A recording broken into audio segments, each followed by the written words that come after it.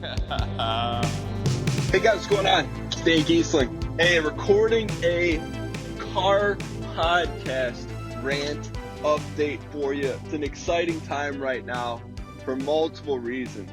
Just want to give an update on what's going on. There's going to be a lot of interesting new stuff hitting the pipeline, so I'm just going to jump right into it. I'll hit you guys with a little quick personal update before we jump right into it.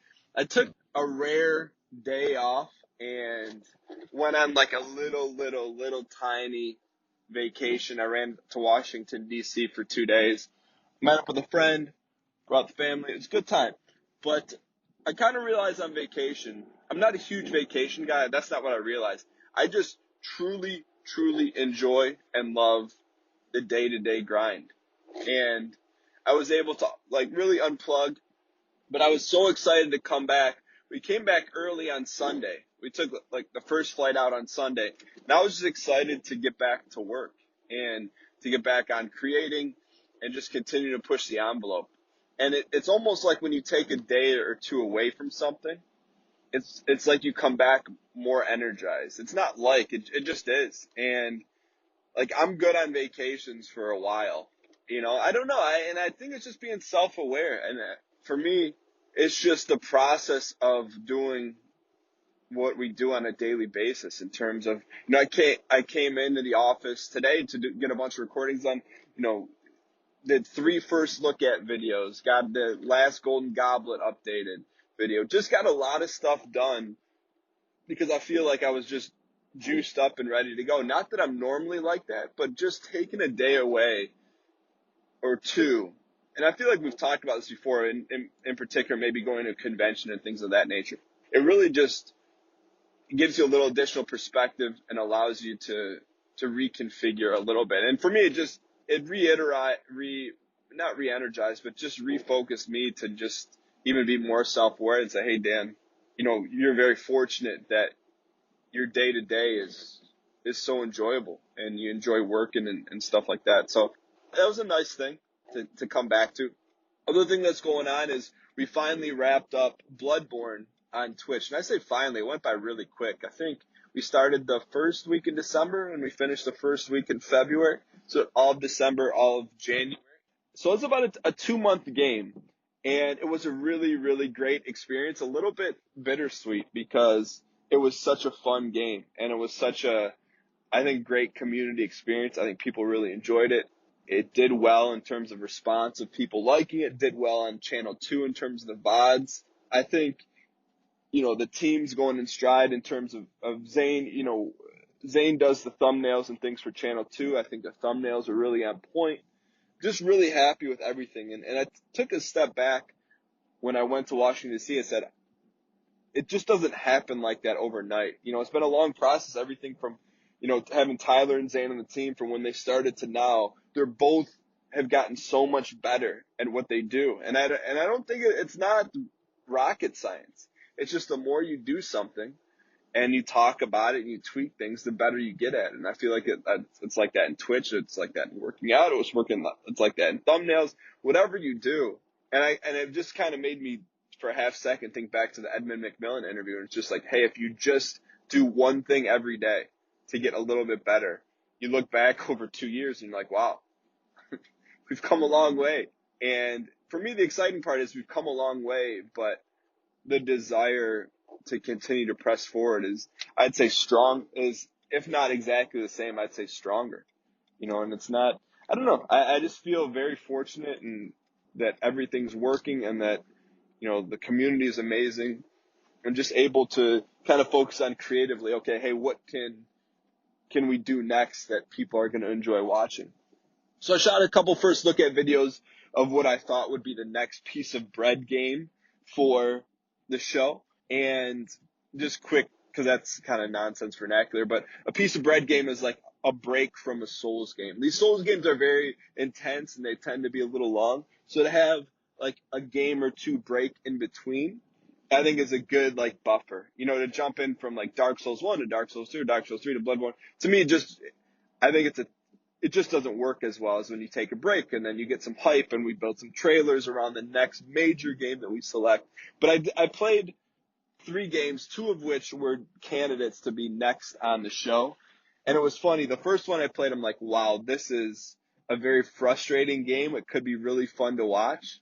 But I'm like, I don't know if this is it. And then the second game I played, I'm like, okay, this is frustrating and it's fun to play, but I think this will be a lot of fun to watch. So it's just funny, just like anything else, just by testing and getting a feel for it. I think I have the right decision, but ultimately I'll find out based on the feedback on today's show, which is Monday or whenever you listen to this live. So that's going really well. Outside of that, I have a pretty big podcast announcement coming up. I would probably say in the next 24 to 48 hours. And that'll happen. It'll probably just happen for you here on the podcast feed, but it'll be announced on Twitter and things of that nature. So that's exciting. The Golden Goblet series is going really well. We've knocked out 2 games. We've done Spelunky and Escape from Tarkov. We're starting Hitman 2 this week. And so I think the thing is there is just to find a way to get that a little bit better and dialed in. And that, anytime you're working with other people, it's, I always open it up to them and be like, okay, hey, what's the next best move? So that's good. Podcast is going well. One thing that happened this week, a definitely challenging thing, and I've been noticing every time I go to start a show and when I sit down in the studio, there's been like a little static shock. And I'm like, oh, whatever. I just pick up the headphones and it zaps it. Like it just, you get it out. Was probably about 10 minutes before I went live on Thursday's show, and it zapped it. And then all of a sudden, I couldn't hear any audio out of my right ear. And I'm like, okay, not a huge deal, but when you play a game like Escape from Tarkov, it's a really big hindrance that you can't hear someone coming from your right side. So I was able to kind of logic gate and figure out, all right, hey, is it the mixer? Is it the headphones? What went wrong? And I was able to identify that the static electricity went up and fried the right side of the output jack on the mixer. So what that meant is the mixer still worked. And it fed the right audio to the show. It just didn't feed it right to me. So that was the good news. The bad news is the mixer is one of the most, it's the most expensive peripheral that I have. So instead of I think the first 10 minutes of the show is a little bit rattled trying to figure it out. But after that, it's just like, all right, the show goes on. I didn't want to make it a huge deal. I didn't want to continue to talk about it. But at the same time, it was like, all right, how can we turn this into something fun and have a good time with it?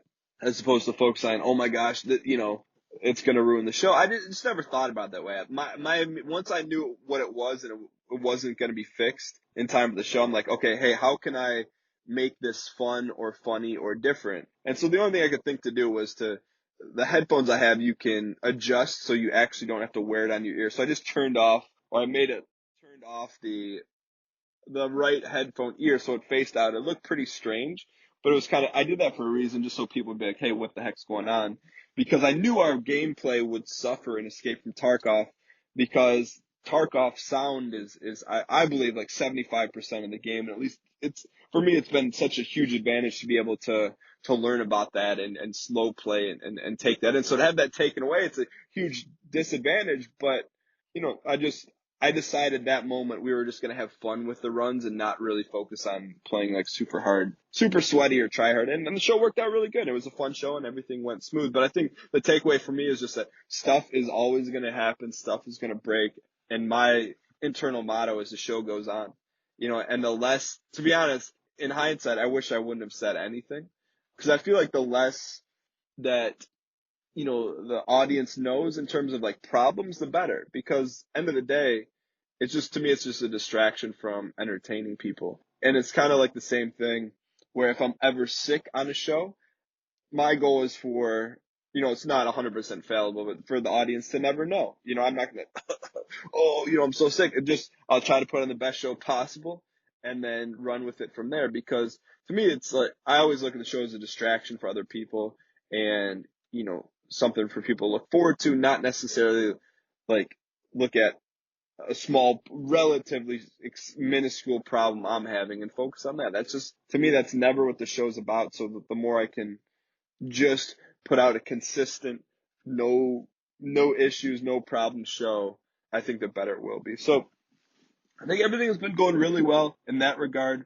I'm going to be trying, I feel one area that I've been, TikTok, we're close to 1 million views on one video, which is insane to even think about, but I haven't posted anything since then because I feel like we're just riding this wave and I want to ride it out and see if we can get to 1 million. but I know we have a lot of good TikToks kind of loaded in the chamber, so I'm excited about that. But it's like, I don't know, I have this weird superstition. I don't know if it's right or not, but I feel like when you have something that has legs and goes viral on TikTok, I think you're best. For what I do, I just let it run. I'll just let it go, and I won't post until it kind of dies down. Whether that's correct analytically or not, I'm not sure yet, but it seems to be working that way for me. So I'm just kind of rolling with it.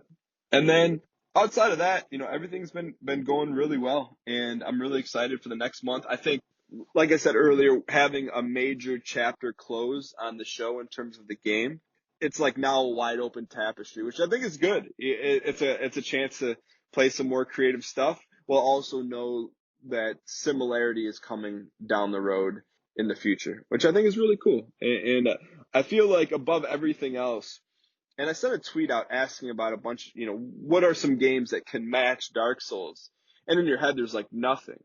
But I got a lot of really, really cool suggestions that I'm like, it got me really fired up where I really don't think the way the show is structured, I think the least problem we have, and there's no problems at all, is picking a game. I just think there's so many games available that fit the model of the show. I'm just really excited. And it's fun because to be able to have that, I don't know if it's a luxury, but it's just something that it's a factor you don't have to worry about. Now, I could be super excited or optimistic about a game and people don't like it and it may change things, but at the same time, I just feel really excited about kind of what's in the stable of games to play in the future. So that being said, I do want to do, this is a quick update. There's going to be, I think you guys will like the surprise coming this week on the podcast. I'm not going to say any more about it than that, but I do want to start mixing some stuff up. You'll start to see some things change on the podcast. To me, I don't like things becoming routine in terms of, I want you guys to be able to expect a show, but maybe the show changes or, we do different formats and things like that. So I'm very excited. And one of the things I want to start doing is because I appreciate people dialing in and taking the time out to read reviews and share the podcast, because that's the greatest way. If you enjoy the podcast, that's the greatest thing you can do is leave a review or share the podcast, wherever you share social media, on Reddit or bulletin boards or people that you think may like it. That's like the greatest badge of honor, or, in terms of what you can do to support the show. Like that means so much to me, whether it's 15 seconds or 60 seconds to write a review. It's all really good. And, oh man, I haven't talked about, there's a lot of stuff going on. Two things I can't talk about yet, but I think within the next 7 to 14 days. I mean, for sure the podcast announcement, then there's another cool announcement I can be able to tell you guys the backstory on that. And then I'm going to be revamping the text platform and really being able to use it a heck of a lot more. But I don't want to do that until everything's finalized. But that's all stuff coming down the pipeline. Another thing I want to start doing at the end of the podcast, which is why this is how we got on everything in the first place, is now that I'm parked, I was driving before when we were doing this update, is I want to start reading some of the reviews for people that take the time out to do it, because it means a lot to me. So this one's from David7. So I've been listening to the Behind the Scenes podcast since its inception, never lets me down. I listen to it on my morning walks and jogs. This podcast indirectly contributes to my weight loss of 60 pounds. Wow. I mean, as much as I like to take credit for that, you're doing the hard work. All I'm doing is providing something on the other end of your button push, but congrats on that. Great informative interviews, entertaining, clean. The transparency Dan shares with the audience when problems truly arise invites you backstage as promised. It does so in a positive way, so remains at the forefront of the show. And that's a big thing, David, I appreciate you dropping that in there, but it's like, big thing is with the podcast, and particularly is like update podcasts and behind the scenes ones. It's to let you know there are problems, but they're not big deals if you frame it that way. It's like, yeah, your mixer blows up. Okay, do you stop the show? No, you just find a way. And I tried a bunch of different headsets. I'm like, hey, is it the headset that blew? No. And you just keep moving forward. And I think, if you're able to just find the fastest solution you can and keep it moving, whether it's on Twitch or whatever you're doing right now, I'm just such a firm believer in that. But anyways, with that being said, I hope you guys enjoyed today's Random Rant podcast interview. Thank you guys so much for listening. If you loved it, leave a review. If you really loved it, share it with someone. And hopefully you guys like the announcements coming this week. Have a great one. I'll see you guys soon. Later.